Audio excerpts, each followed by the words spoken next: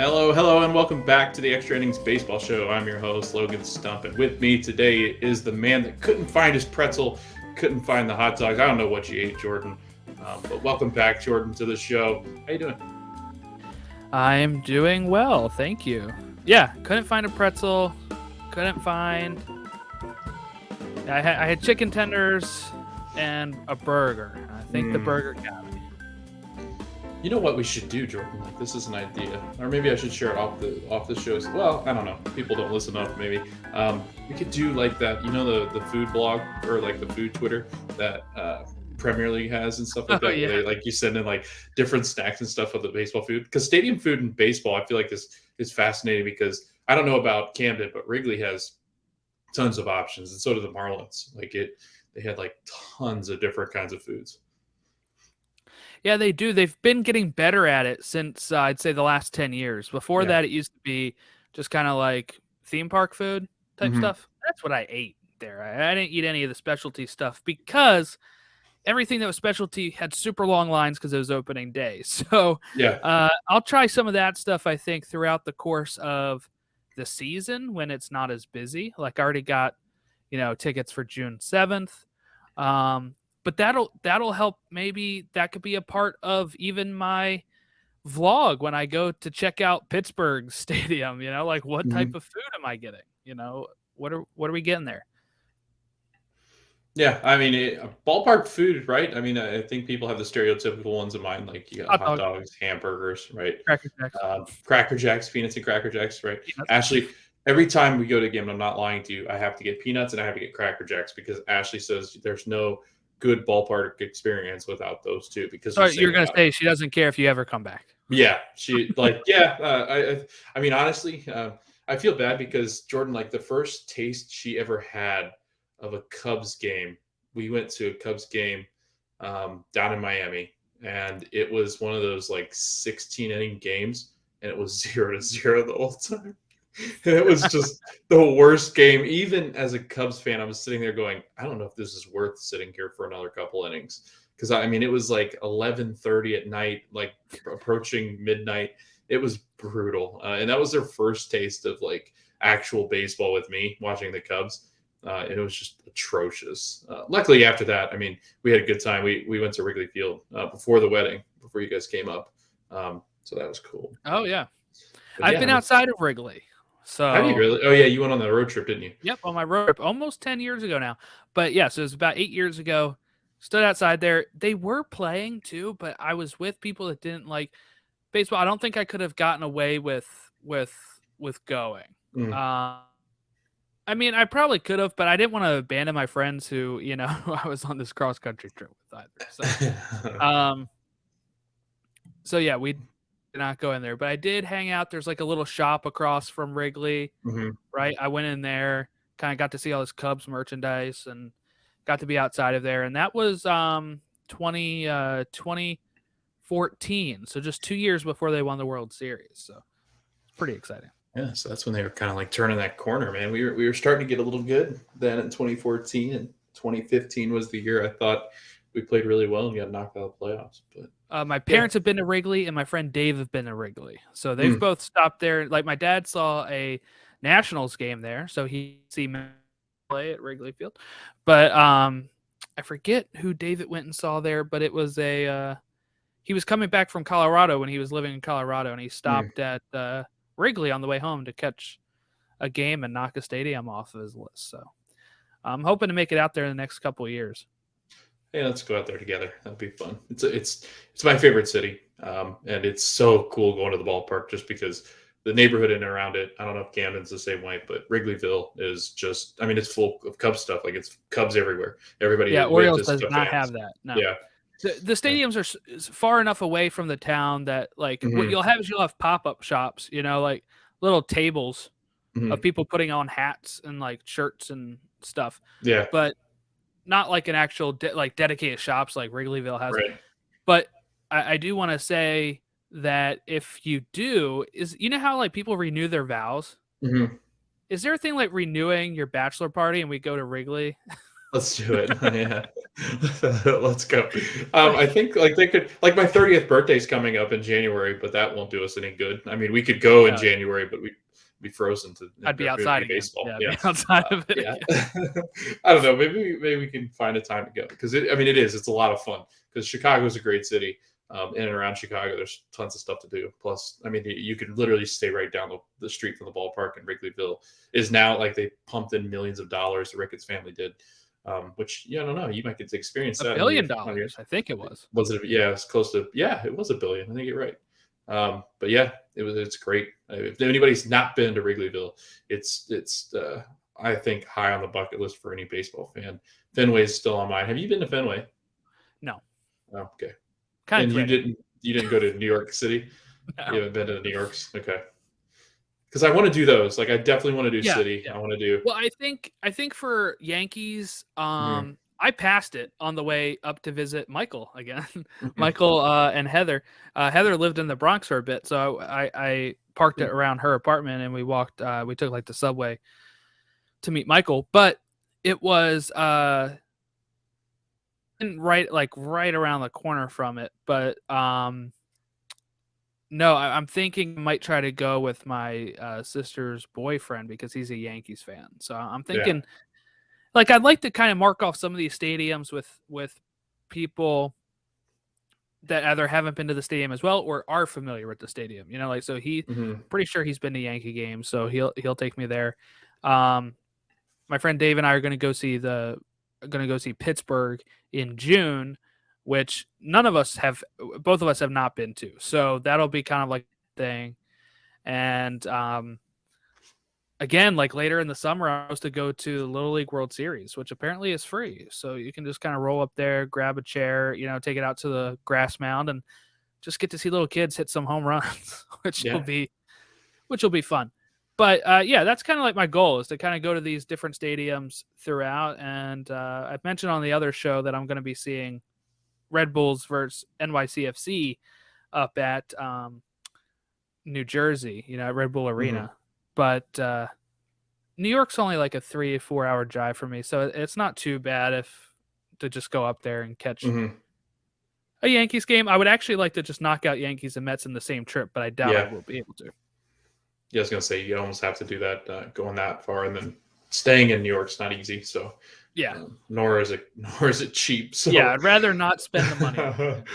Yeah, so I don't know. Maybe we can find a time to go later on this year. So all right, let's get into it because we got a lot to cover. We're week 1, Jordan. We're into it. We're at a week. Last Thursday was opening day. Started out with some rain. The Yankees, Red Sox got rained out. So the Cubbies got to kick it off. But before we get into week 1, Jordan, let's get into this press release that was just released by MLB.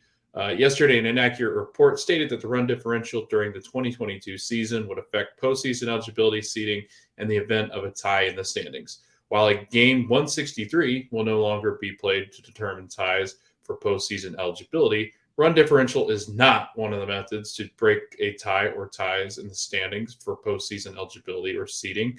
Any ties would be broken by the winning percentage in the order below.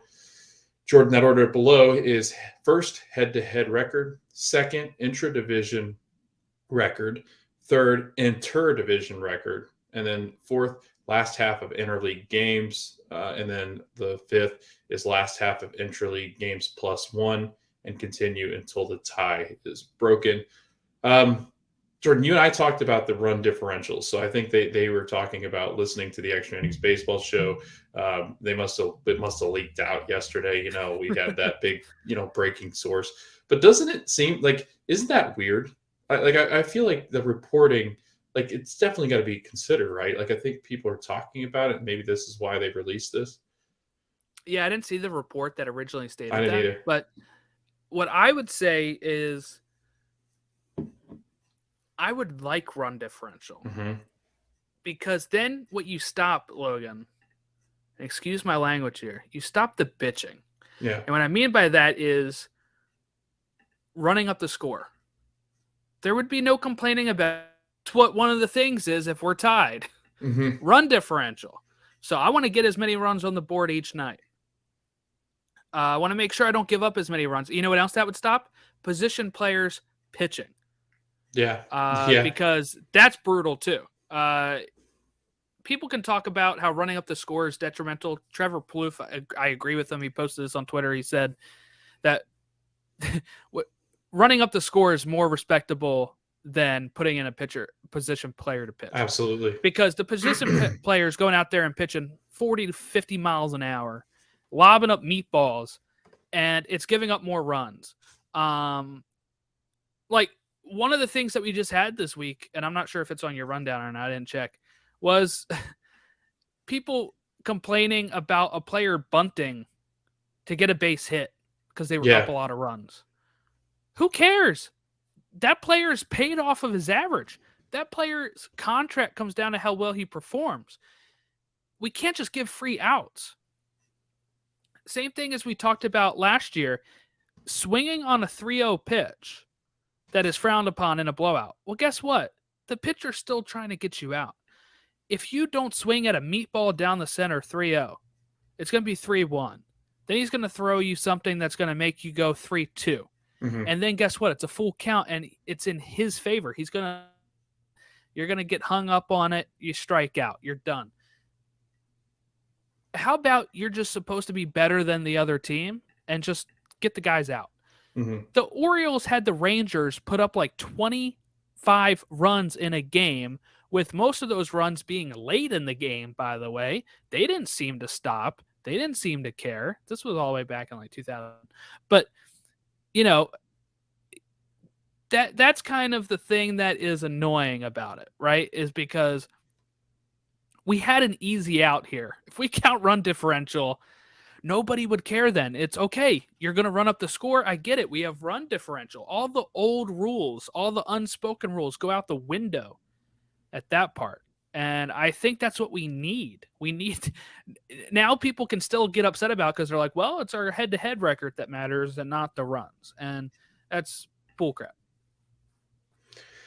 So whenever you look at teams at the end of the year, Jordan, they talk about run differential as being a determining factor on how good a team is, and they usually perform well in the postseason. So I'm totally in for this run differential over these records, over these interdivision, intra, league, whatever it might be.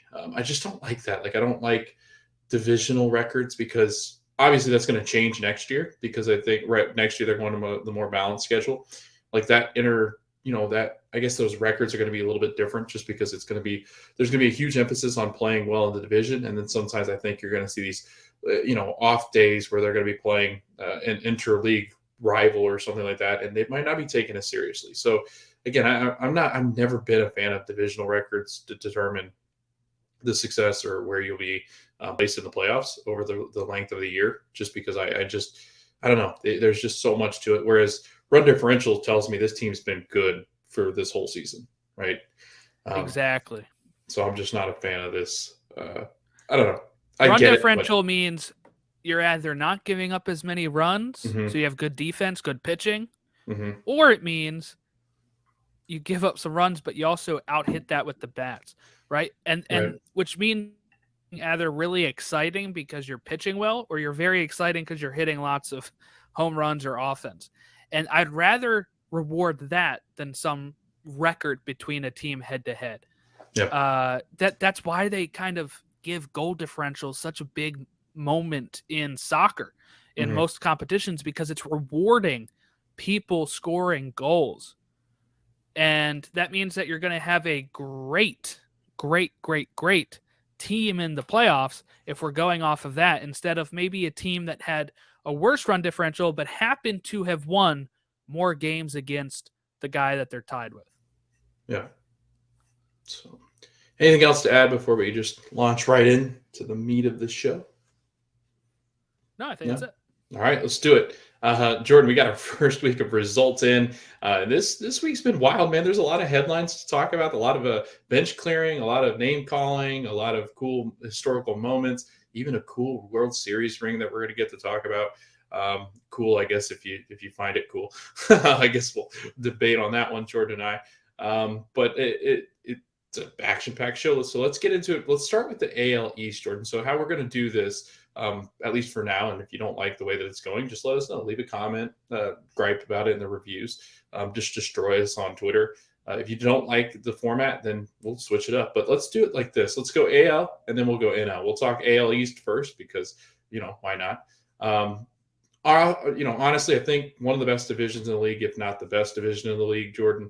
And to be honest, this first week really did kind of show just how much this division could be an entertaining show for the rest of the season. We'll start with the Rays. They go 4-3. They swept the Orioles. Sorry, Jordan, and struggled to beat up on the Athletics. Took only 1 of 4 from the A's. You had the Blue Jays, who put on a power show against the Rangers, and also with the Yankees so far. So far, they've gotten a 4-2 record. You have the Yankees at 3-3, took 2 of 3 in the Boston series. The first one got rained out. And the Red Sox dropped the first 3 of 4, have won 2 straight against the Tigers in Detroit. And then at the very bottom, Jordan, is your Baltimore Orioles at 1-5. Got swept by the Rays. Yeah, I know. You're probably shocked to hear that. Jordan doesn't actually watch the Orioles. He doesn't really watch baseball, so this is kind of fun. No, I'm kidding. What sport is this? So the Orioles go 1-5. Took 1 of 3 from the Brew Crew and got swept by the Rays. So a couple topics that I want to kind of throw at you, and we can kind of just do this. I'll start from the top, Jordan. One thing that I want to draw your attention to, there's a nice little link in the show notes about the Rays attendance, because this has been an ongoing issue with the Rays. Good quality product. You got to see them first in this series against the Orioles. They absolutely smashed in your O's, 2-1, 5-3, 8-0. So a hell of a series for the Rays to start out the season. They start that out against Baltimore. Jordan, did you open the link already? You did. Dang, I was going to have you guess. All right. 25,000, Jordan, on opening day for the Rays. 15,000, 14,000. Jordan, today's Thursday. Yeah, today's game against the A's, 8,287. It seems like this team is going to be out of Tampa Bay soon, right? Like it just seems like this has got to be the end for Tampa. In Tampa, I feel like it's got to go back to Canada. It's got to go somewhere that's going to be interesting. Maybe this is the team that they pulled in Nashville. What are your thoughts on first the attendance record, and second, how good is this Rays team? Are they better than last year? Are they about average? Are they going to surprise us at all? Well, if we go off of how the Orioles played against them, same old Rays. I talked about this on Word from the Warehouse, but that third game was the 15th straight victory for the Rays over the Orioles. Yikes. And if you include last season, I think it's been 2 out of 25 or something. Mm-hmm. So not great. They've really sucked against the Rays in the last few years, right? Part of it is just the Orioles major league level hasn't been great. Part of it is that for whatever reason, the Rays just have been offensively very good against the Orioles, because I think the O's even split the season series with the Yankees, right? So like that's kind of like, we'll see if that continues this year with the Rays and the O's, because if so, I think that's just more proof that they're a good team, because usually a bad team is still going to win a good amount of games against you, because it's baseball. But it's not the case for the Rays and the Orioles. Now, if they're going to stay in Tampa, they have to. I feel like with the commissioner shutting this down recently, their plan to go to Montreal for a bit and have half this. We've kind of talked about it on here before with expansion, but it seems like MLB's eyeing expansion. Well, what are some of the viable markets for expansion? Nashville, Vegas, which are places teams have been rumored to go to before. And I would even say Montreal, right? I'm kind of thinking that's why they kind of shut that down a bit, because they want to be able to get that expansion fee money instead of them moving. What the league should do is step in and tell the owners, if you keep coming up with this bull crap, you're going to have to sell the team. And whoever you sell them to has to stay here. Almost like a Don Garber Columbus type of thing with Precourt, right? For MLS. But that's where I kind of see this going. I can't see them leaving. The attendance would get better if they weren't in this crap hole stadium. I'm sure of it. I'm sure of it because they also need to get closer to Tampa. Mm-hmm. The Bucks can draw good numbers when they're good. This That's is true. a team that's really good. But as somebody that's driven over to Tampa to catch a game when I lived in Orlando, you have to go past Tampa, down to St. Petersburg. It's on like this long, weird bridge across water that you go onto that is stretching out for miles, nowhere to get off because there's literally water. But it's not really a bridge, it's like level with the water, right? Yeah. So it's a very weird experience, and it's a haul. It is a haul. So I can see why nobody would want to do that, especially when you look at baseball, which are what, 5 times a week, 5 to 6 times a week, at least, and most of the time at 7:00, right? Which means that you're going to have to leave work, take the trek down to St. Petersburg, get into St. Petersburg, catch the game that's going to last 3 hours, get out at 10:00, drive back home. It's a mess. It really is a mess. So if they were in Tampa proper, I think they would do better. If they have a brand new stadium, I think they would do better. Because unlike Miami, as somebody might point out, right? Miami got the new stadium, but guess what? Putting a competitive team on the field. There's nothing to draw them there. The Rays are one of the best teams in baseball. And God, it sucked that the Orioles had to open there because you're watching these opening games in the ugliest stadium in the league. It was brutal. Yep. Especially in Florida. I mean, I get it. There's a lot of storms in the summer. That's why they do have indoor stadiums here. But the Marlins did it perfectly. I get that Tropicana is older than Florida. But if you're looking, man, if you took Lone Depot, which is what they call Miami's, and you moved it into Tampa Bay, Jordan, and you moved it into the city, that place would be absolutely wild on summer days. It is a beautiful ballpark. The roof retracts. They even have a Twitter for the roof. It's great. It says whether it's open or not, and it tweets. It's like, oh, we're open for today, and it has like a cool, it's an awesome Twitter, but it's fun. It's Florida. That's why they do spring training here. Have it outdoors. This would have been a beautiful day to have it outdoors. Mid 70s. Can you imagine playing mid 70s baseball, sunny? I mean, just absolutely gorgeous. And this is what they need to take advantage of in Florida when we're playing games in the Midwest that are 30 degrees and there's snow blowing through. It's unbelievable that Tampa hasn't figured out. You know what they have figured out, though, Jordan? They figured out how to build a baseball roster. G-Man Choi, 563, 667, 1.063 / that's unbelievable. Wander Franco, 440, hitting 440. He's got 5 runs scored, 4 RBIs.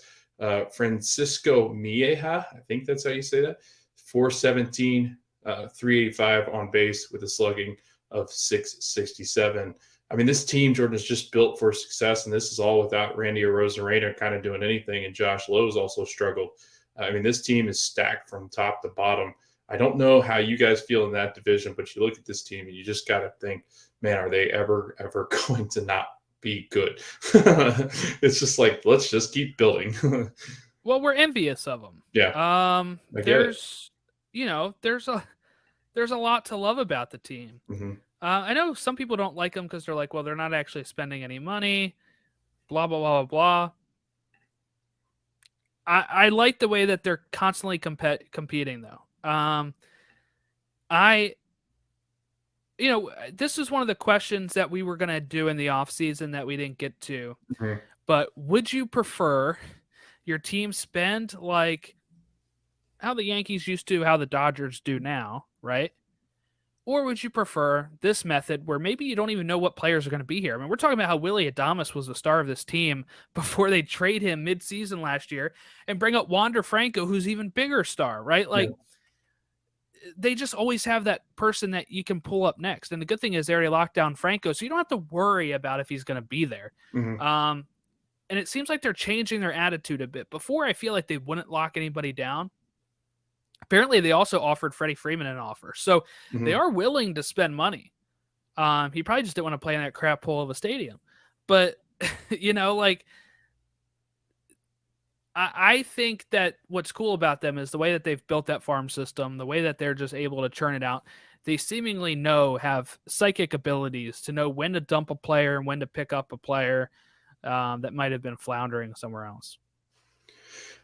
All right, done with the race. Let's move to the Jays, the rhyming team, just because it's an interesting one, and I think we can hit the Yankees here too. The Jays are currently sitting in second place. They've got that 4-2 record. The Yankees currently sitting at 3-3. Jordan, the Blue Jays have gone on an absolute tear, scoring 43 runs in a matter of 6 games. Absolutely ridiculous. Vladimir Guerrero Jr., Jordan, and you were kind of following this along because I saw you liking tweets and stuff from it. I do want to ask you about a certain call that was made about the Yankees yesterday. I thought it was hilarious. For those that don't know, their radio broadcaster, John Sterling, botched a home run call. Hold on, we'll pull it up. Yeah, it's great. You go ahead and pull it up, and then I'll keep going. But if you didn't see this, the Toronto Blue Jays just absolutely smashing the ball. Vlad had 3 home runs yesterday. But the Yankees trying to fight and claw, couldn't quite claw back in. But Jordan, if you got the clip and want to play it, go ahead and do that because I think it's one of the best calls that's ever happened in sports, maybe. Yeah, buy me a few more seconds. I'm finding it. All right, so Yankees currently sitting at 3-3. They dropped the last 3 of 4. The Yankees are absolutely getting smashed in by the Blue Jays. The Blue Jays have gone home run happy, 11 homers. Top of the order, George Springer, Vladimir Guerrero Jr., and Teoscar are absolutely crushing the ball. If you look at the stats currently that sit at the top of that lineup, I mean, you got George Springer hitting 370, you got Vlad hitting 391, and then you also have Teoscar Hernandez hitting 316. And all of these guys, man, are just absolutely raking. Jordan's got the clip there, so if you want to play it. 1-0. Swung on, there it goes. Hold on, let me get the sound working, right? This Hicks. Here's the 1-0. Is it playing anything? Swung on, there it goes. You can Deep hear it? left center. That ball is high. It is far. It is gone. That's caught. Wall caught by Tapia. That was gone. So Stanton got close. He sent Tapia back to the wall to make the catch. And the Yankees come up just empty. That would have tied the game. You still have to justify it. That would have tied it. And leave one.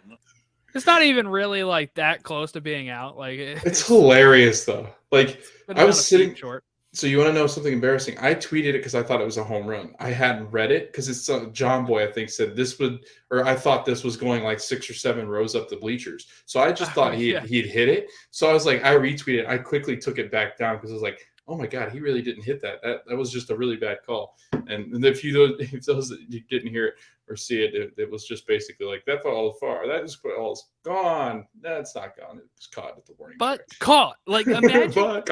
And the thing too is he's a radio announcer, right? Mm-hmm. So you're listening on the radio and you're like, oh my God, it's gone. But caught. What? Like I was taking my walk the other night. Yeah. I'm listening to the radio broadcast as I'm walking. Yeah. And I'm listening to the Orioles, and Cedric Mullins hits one, grand slam, gone. And I literally jumped up in the air, give a little fist pump. Mm-hmm. Now imagine if the first is like grand slam, but caught. Like I'd be like, whoa, what? Like, because you can't see it. They're painting the picture for you on the radio, mm-hmm. and you think it's gone, and you're then. It's just so confusing the way he says it. Here it is again. I'm going to listen to it. I'm not sharing it. I missed it originally. It's awesome. It's one of my favorite calls. It'll be forever etched in my memory. It's especially how weak the but caught is. It's gone. But caught. And this is the same guy that did the Stantonian home run last year. So people are saying it might be time for John Sterling to maybe step away. Maybe. But yeah, speaking of and just in general, Jordan, I don't want to spend too much more time on the AL East, but I mean, if you really look at this division, the Toronto Blue Jays, I mean, that many runs early on in this season. I will say, you said they're second place. He Yeah. has them first because of Tampa losing today. Oh, that's right. They lost today. I forgot. So it could change depending on what happens tonight, right? Yeah. But they're at a 667 winning percentage because they've only played 6 games, and That's Tampa's right. at a 571 right now. So yeah, and I've done the order in the way that the 2 games today I hadn't quite switched the order of them, so that's why I had read that they were in first. But yeah, the Blue Jays. I mean, Jordan, they're a team that you and I thought that were going to be really good. They lose Robbie Ray. Robbie Ray hasn't been great. He had a first game that was pretty decent, but the second game got absolutely rocked over in Seattle. But I mean, this team threatening and looking like a team that could make a push. Gosh, I can only imagine how big this division is going to be coming up in October. But sad that you have to be in it. Really sad that you have to be in it. Red Sox, they're missing Trevor Story, or they missed Trevor Story for a game or two. He's had the stomach bug that he's been trying to shake. They're sitting at 3-3. And they've been really, concerning so far. And we knew this going in. Their starting rotation, they lost Erod, and they also lose Chris Sale for some time. Erod gone with Detroit, and you also have Chris Sale out. I think it was like a side thing. I don't know if it was ever decided if it was rib cage or what it was, but I know he's going to be out for some time. I'm sure it's rib cage. Is it rib cage? I think so. But again, man, their offense hasn't quite got going. Story hasn't been very good. You got Devers, JD Martinez, and Alex Verdugo leading that charge for the Red Sox, but really just not a whole lot there, I think. And then your O's, John Means goes down. Jordan, I want to get your thoughts on that because that's a big loss, I think. Yeah, still no update right now, by the way. I said about it on my show that he was getting a scan today, and nobody's reported anything as of recording this. So I don't think that's good. But real quick on Boston, they usually start this slow. Actually, they're probably better than they were last year at this point. They started out 0-3 against the Orioles last year. Let's not forget that. But they'll get hot in the summer, and that's when they'll start hitting their home runs, and that's when they'll start making a comeback. Now, for the Orioles, I'm not going to spend too much time on it. If you really want to get check out Word from the Warehouse, but the main part is it can't be too much longer of this. They have to start calling up some of these young guys ready to go. Rougned Odor's giving us nothing. Chris Owings giving us nothing. Robinson Chirinos is really not giving us anything. Once Adley's ready, it's time to bring him up, right? And maybe Adley would have caught up if he wasn't injured, right? We don't really know how that would have happened, but I think they would have kept him down anyway. So that's kind of my thoughts on it. The bullpen's been surprisingly good. Anthony Santander has been really great, batting 400. He's a piece you want to look forward to flip. He was originally a Rule 5 pick a couple years ago. He's hitting real well right now. OPS is at like 1.2 something. So he's a piece to flip before the trade deadline if he keeps that up, because the Orioles are loaded in the outfield with prospects. So Mullins has been driving in some runs, but he's been striking out a lot more than usual. And Austin Hayes is at like a 0.95 average. It's been brutal for him, who was very hot at the end of the year. Mountcastle kind of picked up where he left off. He's doing okay. That's kind of the state of the Orioles offense. All right, let's move on to AL Central. Cleveland Guardians in first place, 4-2. Chicago White Sox 4-2 in second place. The Royals 2-3. Tigers 2-4, and the Twins at the very bottom at 2-4. Kind of a shocker, I think. Jordan, I don't think anybody had the Cleveland Guardians leading the division in this. One early in the season, two, at all, really. New name, we thought still a really bad team, but so far, I mean, the Guardians have really looked like a strong team, competitive in the sense that, it's still early in the season, but really scoring runs has been a big thing for them. They lead the majors in runs scored with 45 runs. That's above what we had just said with the Toronto Blue Jays. Any thoughts on the Central Division? I mean, I know that it's early, but again, I think the White Sox have looked decent. I thought that the Guardians have looked really good, but besides that, the other three I think have been kind of underwhelming. You're on mute. You're on mute.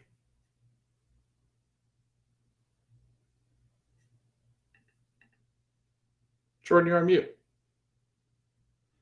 That's a good point. So what I was saying is Minnesota's been kind of underwhelming with their money spent. Detroit's been underwhelming with their money spent, but Kansas City's been kind of whelming because I didn't really expect much from them anyway. So 2-3, yeah, sure. Cleveland been pretty good. 4-2. That's 4 wins in a row, by the way. And the White Sox, they lost today to Seattle, right? Mm-hmm. So that they had a lot of errors in the field. Was it Seattle that had them, or was it? Yeah, it was Seattle. Both teams. Okay. Yeah, Seattle had their share. That was the one with the little league pop up. That Okay. So Seattle had like 3 errors that game, and they still White Sox still couldn't win that one. But overall, I think pretty much outside of Cleveland being a surprise, I'm actually not too surprised by some of these. Some of these teams had to face pretty stiff competition instead of starting interdivision. Could this be the easiest division to win, possibly? Yeah. It definitely is, which is why you saw almost all of these teams add players, right? Except for Cleveland. That's true. Yeah. Because Kansas City added some pitching, right, and tried to get some people. Mm-hmm. Detroit and Minnesota went in on it because there's a chance. But I would say right now, my favorite would still be the White Sox. Yeah. Oh, yeah. The White Sox have looked great. And if you look at it, 4th in the league in batting average, 3rd in the majors in slugging, 3rd in the league in OPS. But this was all before today's game, so I don't know. That should be kind of similar. They shouldn't move too much on that game, but they did score only 1 run today. But I thought, their bats are scary, right? They got Tim Anderson, who's played well. Luis Roberts looked good. So, you just got guys that can absolutely just rake the ball. And their pitching's always going to be good. Their bullpen, you and I talked about this, might be one of the best bullpens in the league. So, not a lot to say, though, really about the division. I guess the only other thing that I'd mention is Bobby Witt Jr. did get his debut. Mm-hmm. And has not been great, but has had some flashes of being a good defensive player, but also a decent hitter. I think he sees good at the plate. I think he sees really well in the pitches that are thrown. But I haven't seen it too much on him. What I was going to say is I think like Julio Rodriguez, Bobby Witt Jr., and a lot of Eric Kelenic, a lot of the young guys who've been called up have not performed a lot at the bat.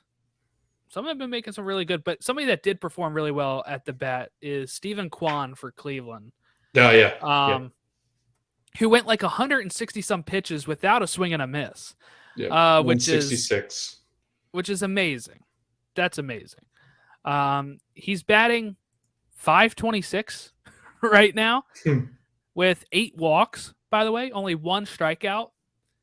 And 10 hits, 19 at-bats, 29 plate appearances, and a triple and a double. So he just needs a home run. He's got 5 RBIs.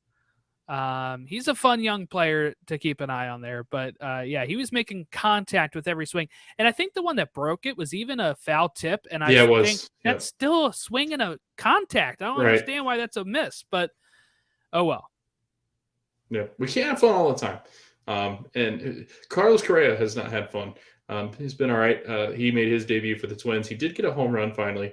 But again, Carlos, it's more adding in the defensive with the offensive. And I can tell you, because we're getting ready to do them as well, the Astros have missed that bat. And it's a perfect segue into the AL West. If you don't have anything else on the Central, good. All right. So let's move on to the AL West. AL West, the Astros lead the division, 4 wins, 2 losses. The Athletics, 4 wins, 3 losses. The Angels are 3-3, Mariners 3-4, and the Rangers at a lowly 1-4, competing with your O's for that wooden spoon. During the AL West, we got to see some of them because you and I both watched Shohei pitch. And Shohei Ohtani, for those that didn't know, he made history on opening day with the Angels. He's the first person in MLB history to see the first pitch and throw the first pitch which is absolutely wild. I'm pretty sure you'll never hear that again. I'm hoping you won't, because I just love that. That is something you and I got to see and witness. But yeah, Jordan, the Astros starting out hot again, 4-2. Took 3 or 4 on the road in Anaheim, then split the 2-game set in Arizona. So winning on the road.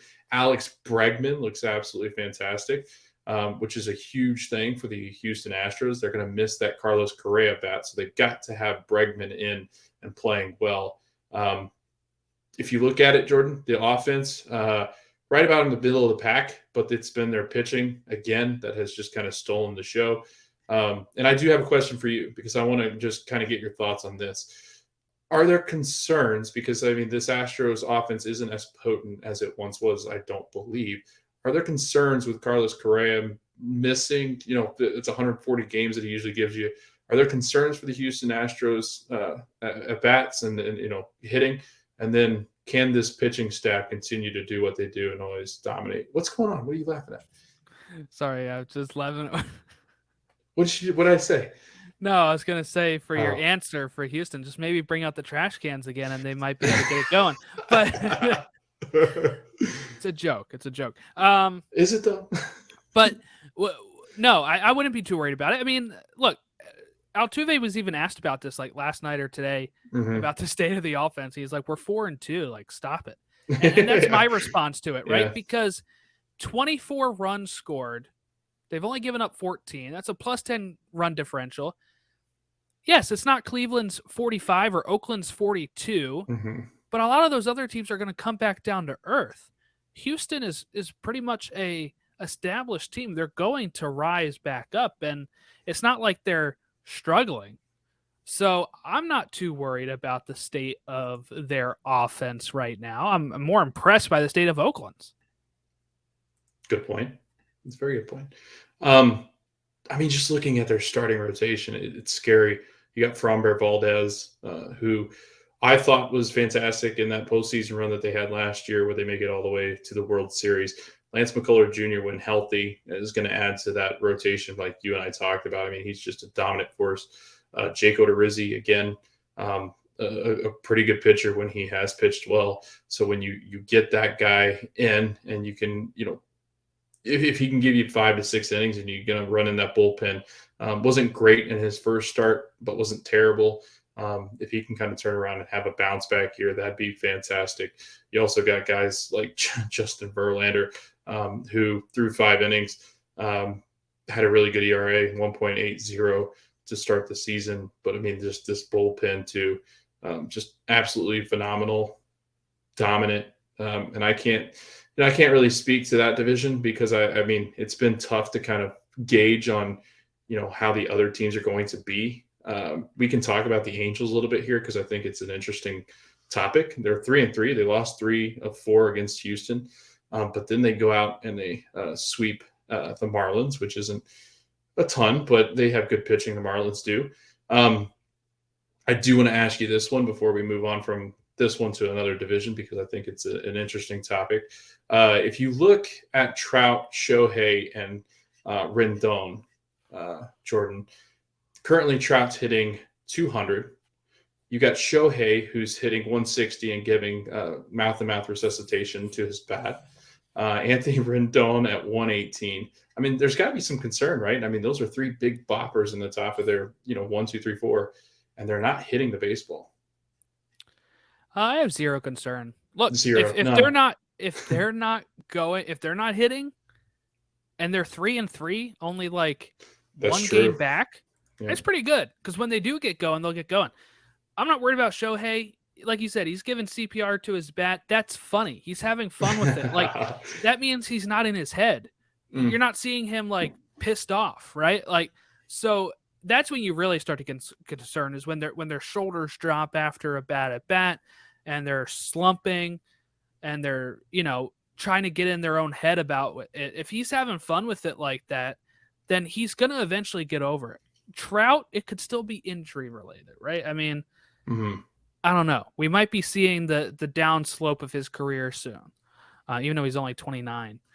But Rendon, I think that's more up in the air. But I do think will get back on track at a certain point. And when they do, if they're doing as well right now, that's good. You know what makes Shohei so valuable too is that even if his bat's lacking, his ERA is like a 195 right now, and he's pitching tonight. So he pitched a great game against Houston on the Thursday game or the Thursday game, but they just couldn't get the win. But yeah, so I mean that's partly why he's so valuable is because if his bat's slumping, guess what? He's going to go out there and toss probably a really good game tonight, and that might take some of the pressure off of himself too. If he can't make the value on the bat, he says, I can do it on the mound. That's a good point. Had a really good game, that first game. So looking forward to seeing Shohei pitch more. And I think, honestly, like you said, I think that bat comes around. If I'm going to bet on anybody, it's definitely Shohei, just because I think he's got the plate discipline to do it as well. Good hitters, yeah, they make adjustments. Mm-hmm.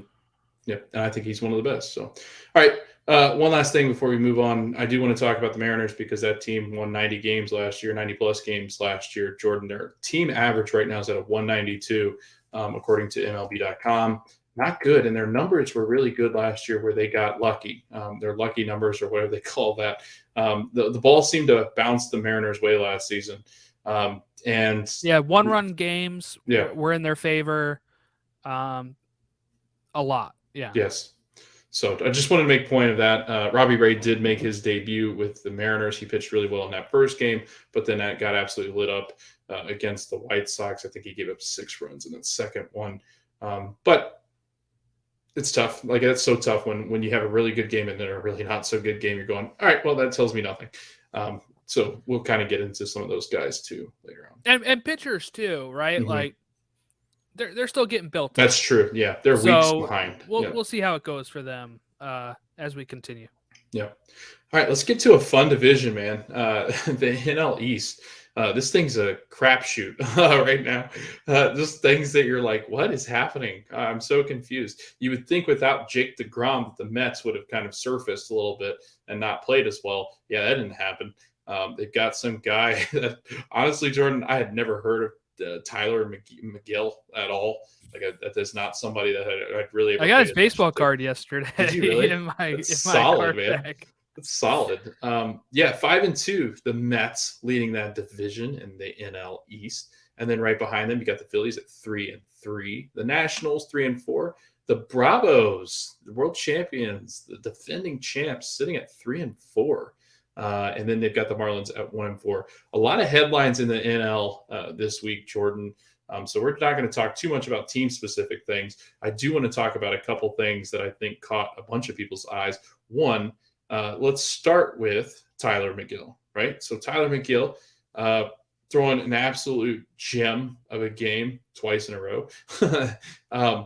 Has been unbelievable for the Mets. I mean, this guy's got the ability, I think, to be a top-of-the-end rotation guy for the years to come. He's only 26 years old, which is absolutely wild. He's thrown 10 1/3 innings. He's got a 0 ERA, has not surrendered a run. Jordan, I don't know if you got to see much of Tyler, but his stuff is absolutely filthy, and he looks like a lumberjack. No, I didn't get to see much of that game. I got to see a lot more of the Scherzer game. How'd that go? How'd he look? Looked great. Yeah. He looked good. I mean, look, the Mets, to me, people may have been down on them with their injuries and stuff. I still thought that they could do it, and I had one reason for that. Do you know what the reason was, Logan? Do you remember? The money, right? Buck Showalter. That's right. Sorry. Who's been fantastic. I loved watching him this first week because – look, the Mets got hit like 9 times this week, and Buck was furious about it. And look, some of them were not intentional, right? But it was like yesterday, they got hit like 2 more times, and Buck just to the top step of the dugout is just looking like what is going on? And what's going on again is that they don't have the spider tack, right? Mm-hmm. And they're still trying to pitch up and in, which they shouldn't if you don't have any control. And it's going up and in, and some of their players were getting hit in the head. Some of their players were getting hit, all over the place. So I think having that manager has been great for these players when they have these players go down, because he's somebody that has his players back. He's somebody that's going to not bite into the narratives of the media and stuff. He's just going to go out there, rally the troops, and they're going to win games. And that's what they've done. And they've actually been scoring a lot of runs. They have scored like 34. They have a plus 15 run differential. Their X wins and losses are exactly what their wins and losses are right now, 5-2. And to me, I think right now they're the class of the East. That may not always be the case, but when you have DeGrom go down and they're still playing so well, that's a pretty big testament to Buck Showalter and just the vibe of the Mets. It's a totally different vibe than last year when you had players getting in fights themselves. You're not getting a lot of that. Yeah, Francisco Lindor was absolutely smashed in. A slider from Steve Cishek hits him in the face when he scores around a bunt, like you said, hit 9 times. It's kind of what the Cubs have been going through. And again, it's just, I think a lot of it is, like, I think you said it, and you said it correctly, that the tacky stuff, it just isn't around anymore. And guys are losing that grip when they're going inside on guys, not used to those balls spinning into that, at that rate in which they do. So that's a big thing. Another headline, Jordan, that I want to ask you about, I don't know if you saw this, but Alec Boehm for the Phillies, 3 fielding defensive errors. They're all throwing errors. Like, he had the yips. You did. You texted me that because I was like, oh yeah, the yips. He literally has the yips. He finally fields one, throws a guy out. And when they do, obviously the Philadelphia fans are probably the most brutal in all of the world. They get up and give him a sarcastic standing ovation. And Jordan, you can see Alec Boehm turn and lip, I effing hate it here.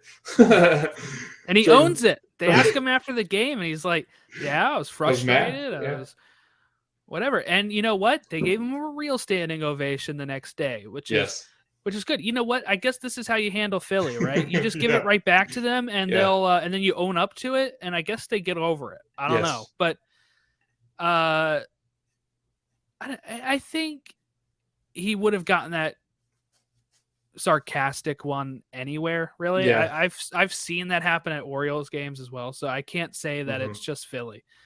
But it was funny.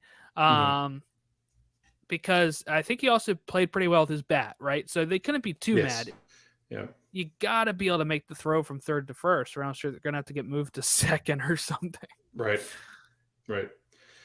Just some quick stats before we jump on into the Braves, because I do want to ask you about the ring and another incident. But so the biggest concerns I think with the Phillies right now, obviously Bryce Harper hitting 143, that's not going to fly. And Kyle Schwarber, new addition, .091 batting average, which is not good, and the on-base percentage at 231. Again, this is kind of what we saw with the Cubs. We saw that struggle to really make contact with Kyle. So you hope it goes well, because I've always rooted for Kyle, but you really want him. It's early, but you want to see him make contact. Once he starts making that weak contact, I saw it a couple times in the games that I watched with the Phillies where he's had at bats, and he kind of looked like he was all inside with his hands and not quite getting extended like he had been with the Red Sox. Well, I have a question for you, Logan. Why don't we just go back to the juiced balls of 2019? I honestly, it was fun. I mean, some people think it is back. Some people think that they're slowly getting back to a more juiced ball because they're tired of the pitching being the dominant thing, and people don't watch games when pitching's good. Which is true, right? Pitching dominance can be fun when it's a perfect game until Kershaw. The manager blows it. But,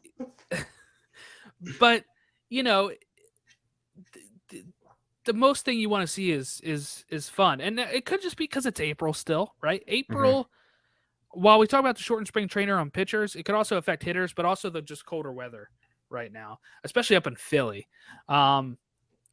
which is close to Philly. So I can tell you that the first week or so, the season was a little chillier until we got to like Monday. Monday was really the day it got really beautiful outside. And but still not warm enough to carry the ball out a lot. So some of these things will, as we get closer to May, when it's really going to get warm, the ball is going to start flying out more, and we're going to forget about the early season struggles. And I think that'll help the Phillies. But their goal right now is try to keep the Mets close enough to make that a reasonable jump in the summer. But so far the Mets, haven't really had that issue.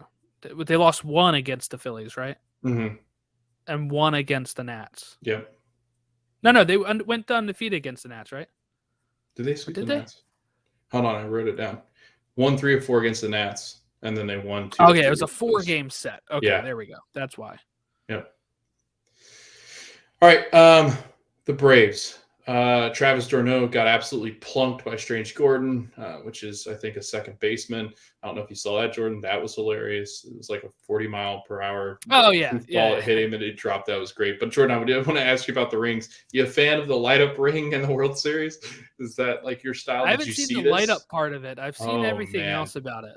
But I don't like how big they are. I'm somebody that wants a more modest ring. They're getting like Super Bowl size, and I don't even like those huge rings. I don't like those. No, guys don't wear them realistically. When I went to the Hall of Fame, they had every single ring they've ever had there, and you can see. I probably show it in my Hall of Fame video. I forget. You can see how they started off small, and now they're like huge. I think the Dodgers 2020 was huge, and this may beat that. By the way, I'm not sure just by looking at pictures, but it definitely seems like it's beating it. Yeah, Braves struggle against the Reds. Joey Votto, Jordan, as we kind of shift into the NL Central now, Joey Votto was wearing a mic, and you talked about this some. He then nominates Alex Verdugo of the Boston Red Sox to also wear a mic. And I thought both of them were very well done, and they were both very tasteful. I did like the outfielder one just a bit more, just because I think there's a little bit less going on that he's more concerned with. And it was funny because Rizzo hits a ball to him. He calls it right away that he's going to end up throwing this home if this does get through, which I thought was pretty cool. But any thoughts on the mic'd up? I know you were kind of back and forth on I liked it if it was Votto, but I don't know if I like it if somebody's boring. Yeah, Votto's fun for it. I actually, on my way home from the Orioles game, I was listening to some sports talk radio where they had this. They were furious about this, by the way. Were they? Local sports talk. They were like, what if you're the reason they missed the ball, right? Like, what if you're the reason because you're talking to the broadcast? Their solution was just have the player mic'd up like they do in the NFL, and then you share those highlights of it after, like, when you come back from commercial, right? Like, oh, look, this is what Votto was saying to, Ozzy out on the on first, yeah. Instead of asking questions. I think I'm fine with it for week 1, but I think if they're going to keep doing it, it's going to cause an issue at some point. Ball, somebody's going to, not be focused enough because they're in the middle of this interview with the TV broadcast. But Votto was fun, And did you notice when he went up to bat, they started playing the Harry Potter theme song? Yes. And I can only assume that's because of his TikTok where he was dressed up like Ron. Yes, I believe it was that. But I always thought he kind of did look like Voldemort. I don't know what it is about his face, but I think it's because it's so flat. I don't know. I never liked Joey, but this has made me like Joey a lot more because from what we had always gathered as Cub fans, he was very arrogant. Like, he used to demand that he gets the penthouse suite when the Reds would travel and stuff. And they would make the team pay for it after having this huge contract signed. And that was just stuff I'd heard. Well, and that was being reported, fair, but the team should pay for the travel. That's true. Anyway. Yeah. So, but not the penthouse suite. yeah, why not? Okay. All right. They're billionaires. They're billionaires. They can pay for it. I guess you'll keep people there longer if you treat them well. All right, let's talk about the NL Central. The St. Louis Cardinals 3-1, the Chicago Cubs 3-2, the Brewers 3-3, the Pirates 2-3, and the Reds at 2-4. The Brewers and the Cardinals are currently playing as we're recording this. The Cardinals are losing 4-0 to the Brew Crew. So that gives the Cubbies a chance to jump back up in first, I believe. I don't know how the math works on that, but maybe. I'm not good with math. So let's talk a little bit about Albert Pujols, Jordan. He comes back, and in his second game with the St. Louis Cardinals, he hits his 680th home run. And Jordan, he also did something miraculous today. He's just on this tear of doing everything that is historic. Can you kind of fill us in on what you think about Albert's home run and then his, I guess what you can call it, his base running blunders? Yeah, I mean, look, no surprise that he's going to hit a home run. Love to see him to get to 700. Today, he takes off stealing. In the slowest running I've ever seen. I mean, remember the guy's like 42, Yeah. right? But it's the first time he's been caught stealing since September 19th of 20. Stolen 14 bases successfully in a row since then, which is mind blowing because of how slow he is. But yeah, I mean, this was like the pitcher just steps off the mound, lobs it over to third base, and third base has like an hour to put the glove down. It's pretty brutal. Look it up, guys. It is funny, especially when it cuts to the camera angle behind the catcher and you see the whole time because it is just really slow. Love Albert. And that's weird to say as a Cubs fan. And people will always come after me probably because I'm a Cubs fan and I actually don't mind the Cardinals, but I grew up with a brother that watched the Cardinals and I just always respected them. But I'm so like I got chills watching Al hit that home run and I honestly almost teared up. Like it was that emotional for me. And I'm like, dude, this guy tore us apart for years. But it was just, I think because he's always doing it in the right way. And he's such a good guy, good person. I just like him. Now, Yadier, I don't like him. Like Yadier Molina, can't stand. But something about Al, got a soft spot for him.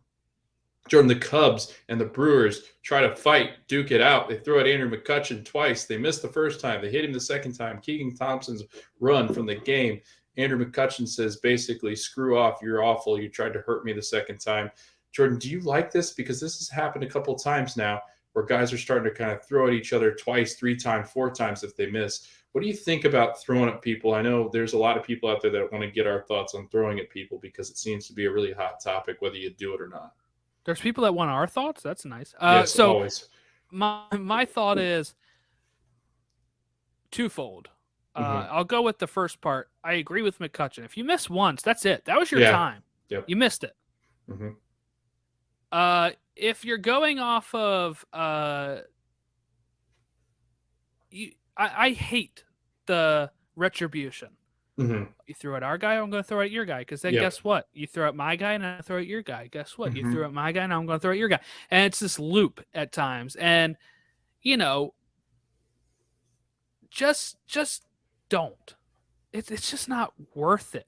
Yes. Because what you're doing is, especially if you're the manager and you say, go out there and hit this guy, because guess what? The player's going to get suspended if it's obvious. The player is going to get fined. And guess what? The player gets fined. That's his money, not your money. So forget it. Let's not try to intentionally hurt people. We understand accidents happen, but let's not try to intentionally hurt people, please.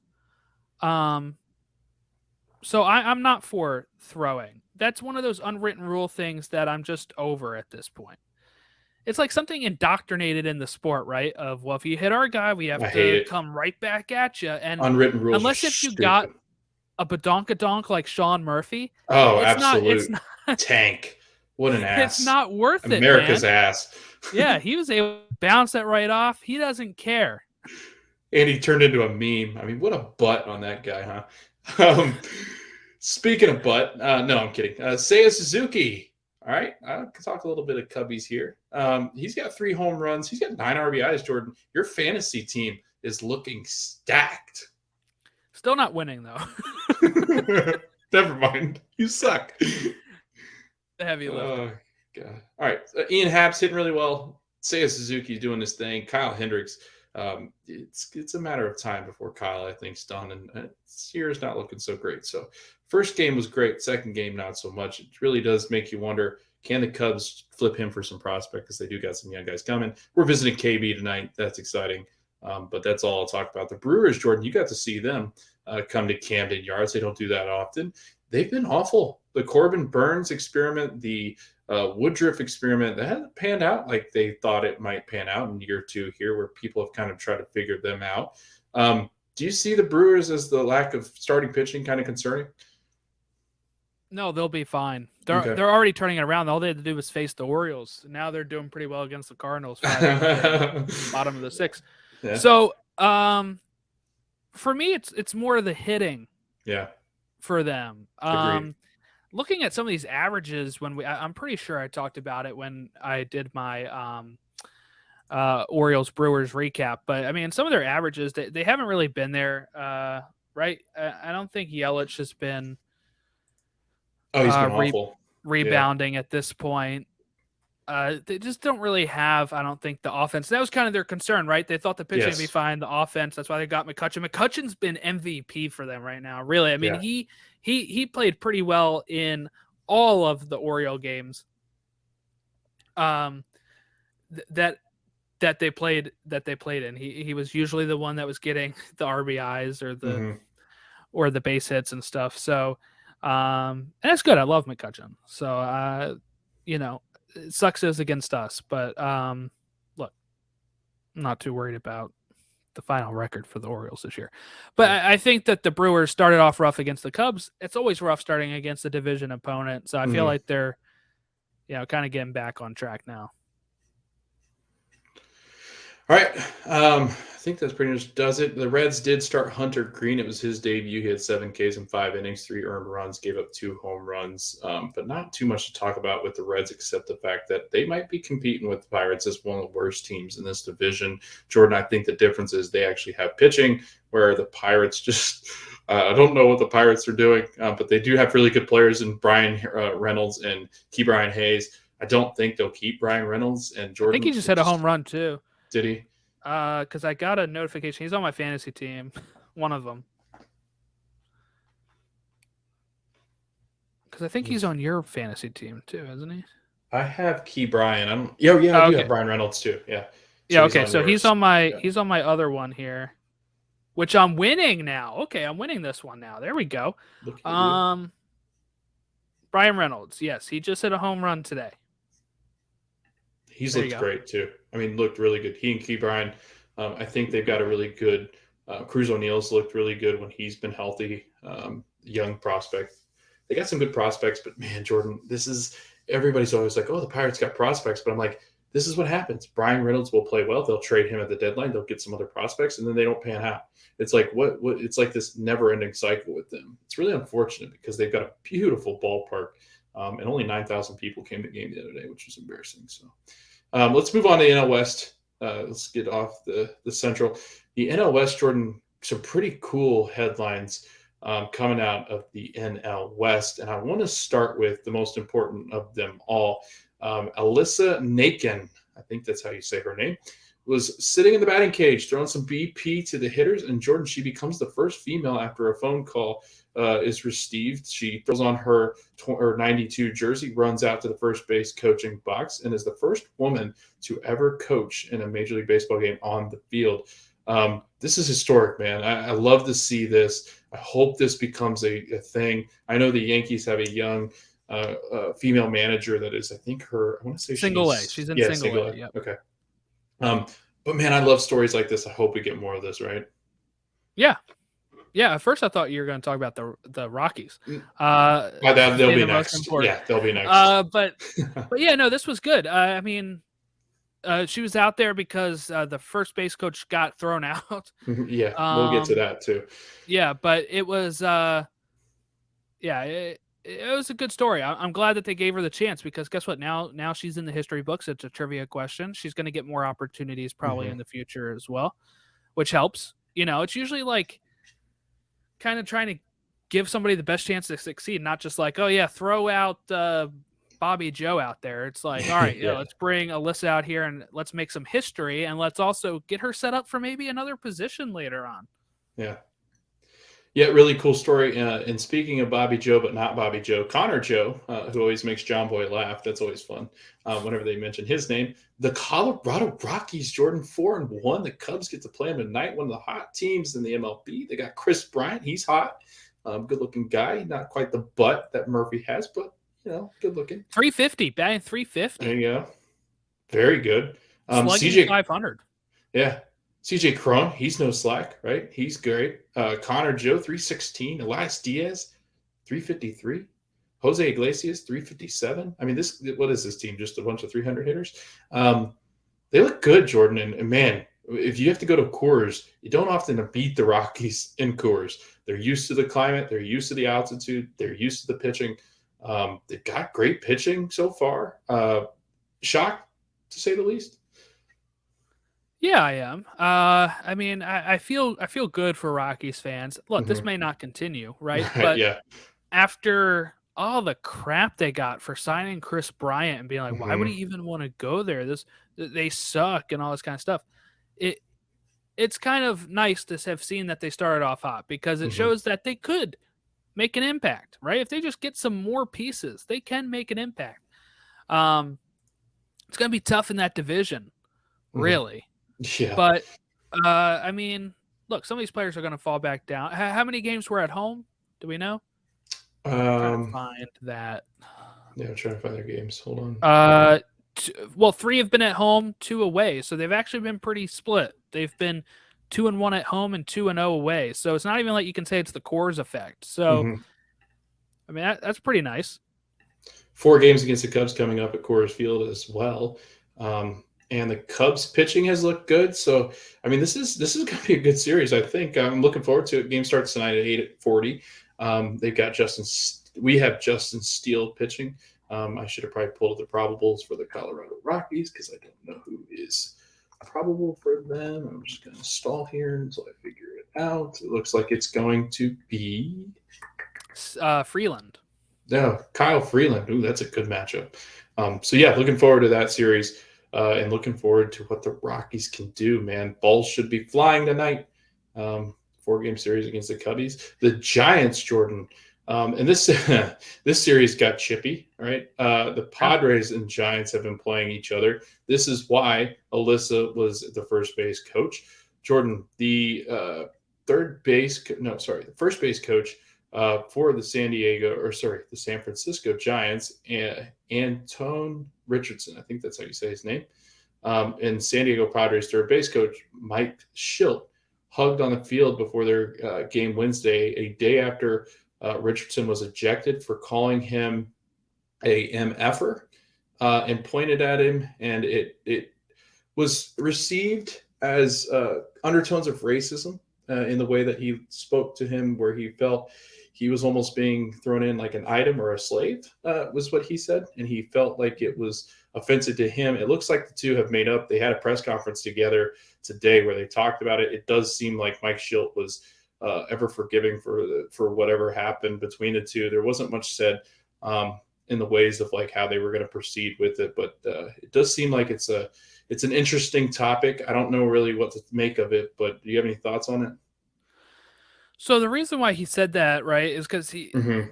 Mike Schilt said the words like control your Yeah, you need guy, to control right? that MFR. Yes, Yeah. So I can kind of see, I guess, maybe where he's that's coming from, perceived. Yeah, but I think Mike Schilt uses that word anyway yeah. because usually, what people say is that right, you're in charge of your coaches and your players, right? So you Mm-hmm. have to control them. They don't mean it in like a bad way. They just mean like control their temper, make sure that they're following rules and stuff. And I'm sure Mike Schilt didn't actually mean it that way.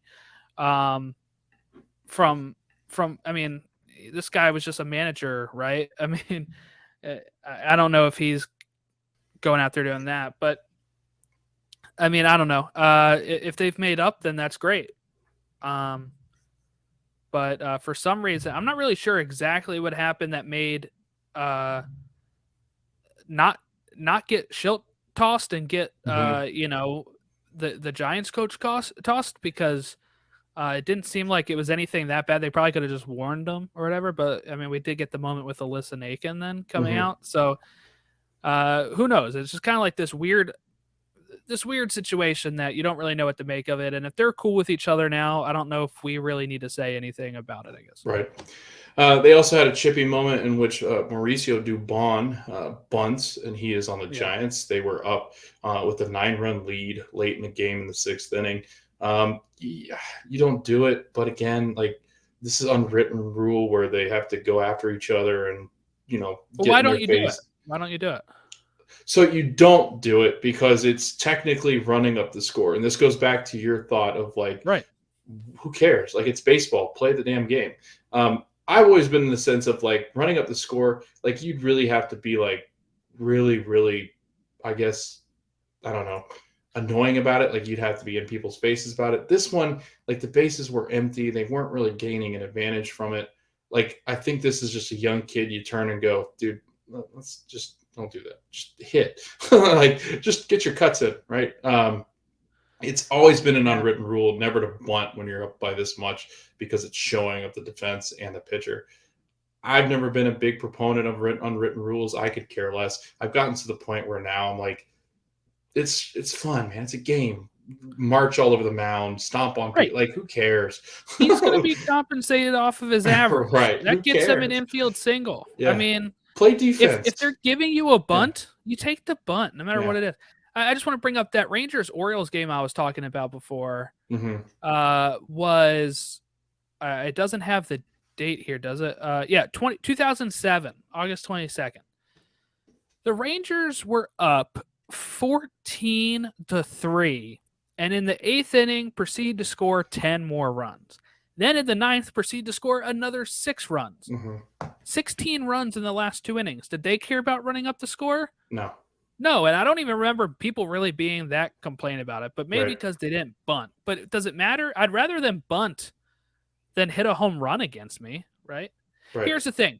If you're up and it's 3-0 count, you're not supposed to swing, right? Right, yeah. You're also not supposed to bunt. So if you hit a home run, that's bad. If you bunt, it's bad. Okay, what am I supposed to do?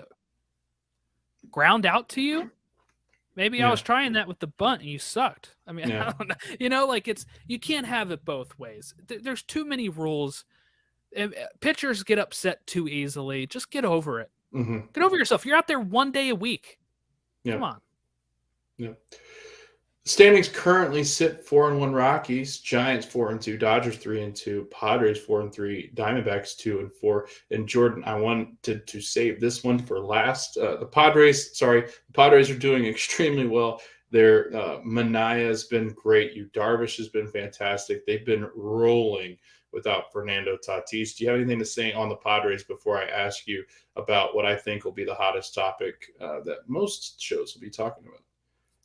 No, just other than without Tatis, it's good to start that quickly. So, all right, Jordan, let's do it. Let's talk about it. Yesterday, right? Yesterday? Why am I blanking now? That was yesterday. It was. Yeah, yesterday, April 13th against the Twins. Clayton Kershaw, the Dodgers.